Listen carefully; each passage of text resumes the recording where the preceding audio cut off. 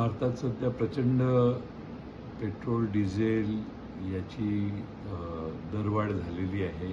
सामान्य माणूस होरपळला जातोय आणि अशा परिस्थितीत केंद्र सरकारने आणि राज्य सरकारने हे स्वस्तात पेट्रोल, डिझेल लोकांना मिळेल याच्यावर भर देणं आवश्यक आहे.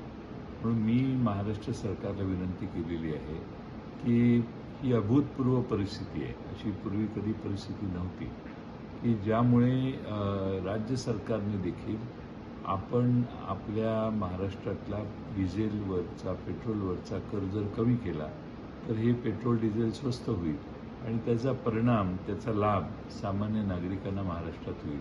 आणि म्हणून राज्य सरकारने कर कमी करणे किंवा कर शून्यावर आणणे पेट्रोल, डिझेलचा काही काळ हा ऑप्शन ताबडतोब एक्सरसाइज केला पाहिजे, अंमलात आणला पाहिजे, अशी मी राज्य सरकारला विनंती केली.